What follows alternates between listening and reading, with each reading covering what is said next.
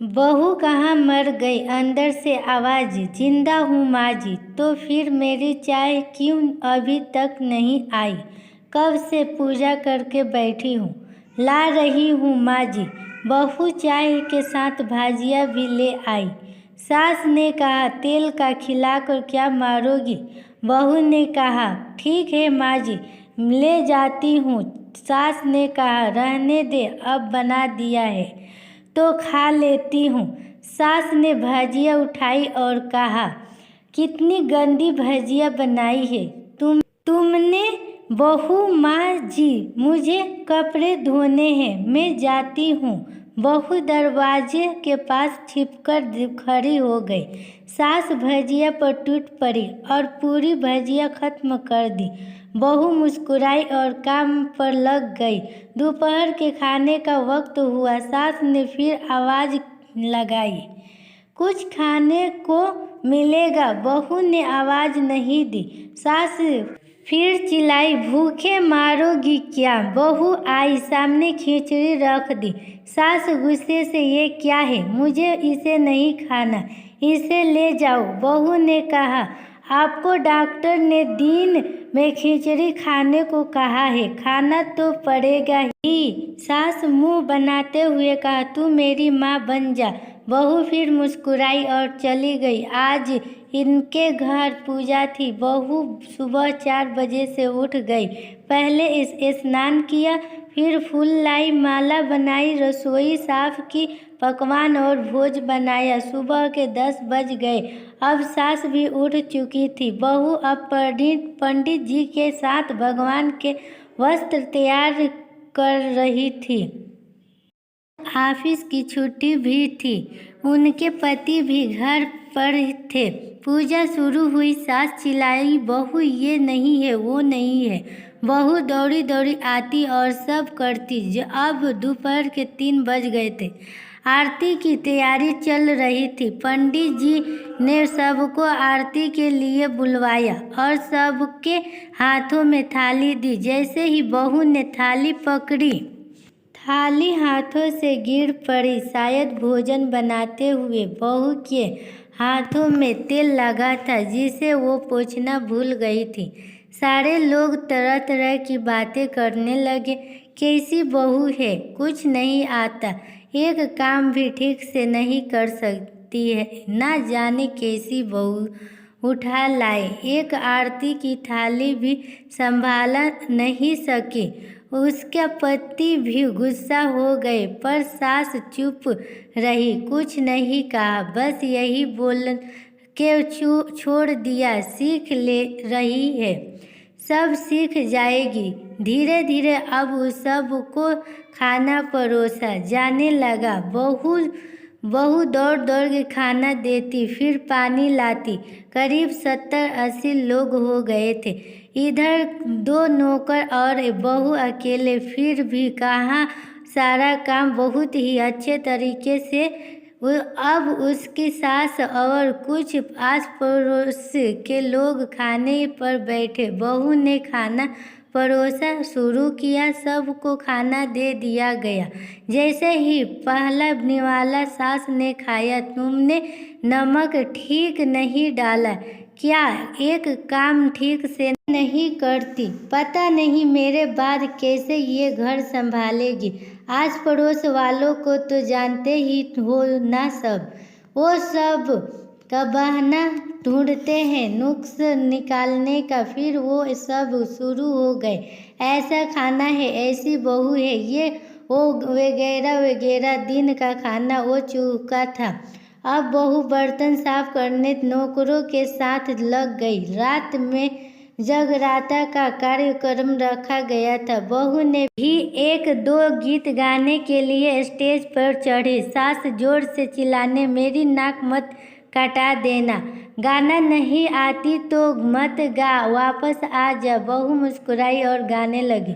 सबने उसके गाने की तारीफ की। घर सास मुंह फुलाते हुए बोली, इससे अच्छा तो आती थी जवानी में, तुझे तो कुछ भी नहीं आता। बहू मुस्कुराई और चली गई। अब रात का खाना खिलाया जा रहा था। उसका पति के ऑफिस के दोस्त साइड में ही ड्रिंक करने लगे।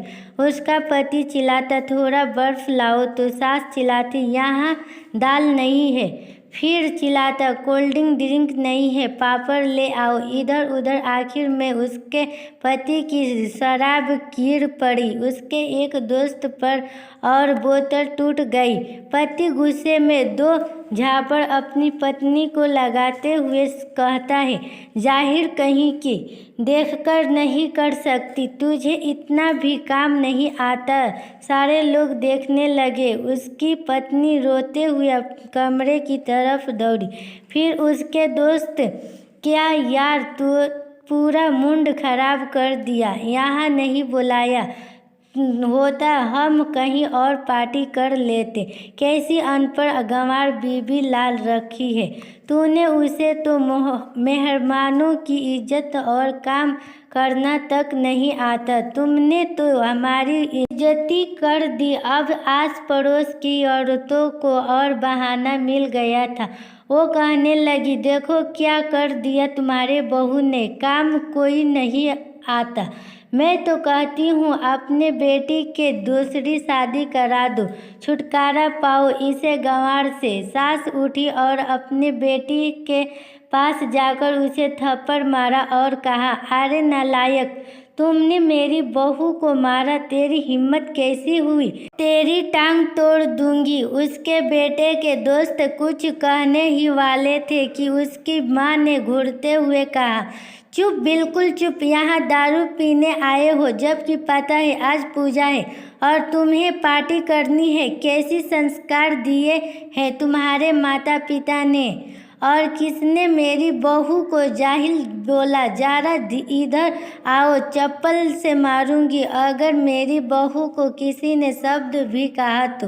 अरे पापी, तूने उस लड़की को बस इसलिए मारा कि तेरी शराब टूट गई। पापी, सुबह 4 बजे से उठी है, घर का सारा काम कर रही है, ना सुबह से नाश्ता किया ना दिन का खाना खाया, फिर भी हंसते हुए सबकी बातें सुनते हुए ताने सुनते हुए घर के काम में लगी रही। तेरे यार दोस्तों को वो अच्छी नहीं लगी, जूते से मारूंगी तेरे दोस्तों को जो कभी उन्हें ऐसा कहा। उसके यार दोस्तों चुपके से खिसक लिए। अब सास बहू के कमरे में गई और बहू का हाथ पकड़कर बाहर लाई। सबके सामान कहने लगी, किसने कहा था अपनी बहू को घर से निकालने के, दूसरी बहू ले आना, जरा सामने आओ। कोई सामान नहीं आया। फिर सामने, तुम जानते भी क्या हो इस लड़की के बारे में, ये मेरी माँ भी है,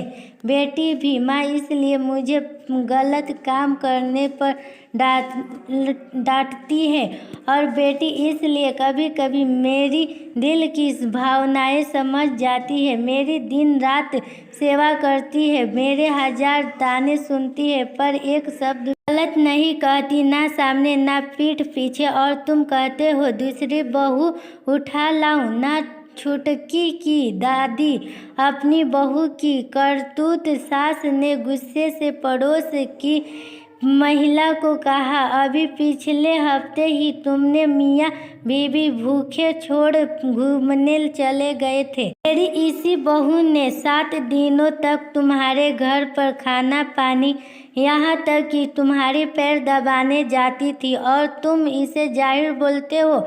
जाहिर तो तुम सब हो, जो कोयले और हीरो में फर्क नहीं है। अगर के बारे में किसी ने एक लफ्ज भी बोला तो मुझसे बुरा कोई नहीं होगा, क्योंकि ये मेरी बहू नहीं, मेरी बेटी है।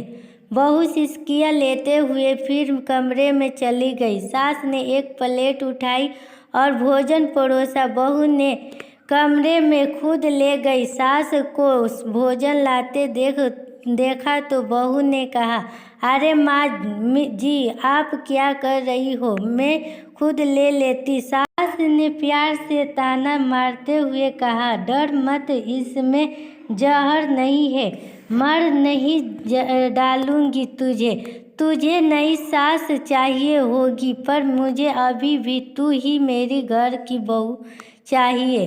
बहू ने अपनी सास को रोते हुए गले से लगाया लिया। सास भी रो दी पहली बार और कहा, चल खाना खा ले। फिर मजाक करते हुए कहा, फिर मेरे पैर दबाने चली आना। और ये ख्याल मन में मत लाना कि सास पैर बोलती है किसी दिन मैं इसका गला दबा दूंगी, क्योंकि कभी मैं भी यही सोचती थी। दोनों खूब हंसने लगी है। कुछ रिश्ते बहु मीठे होते हैं, बस बातें कड़वी होती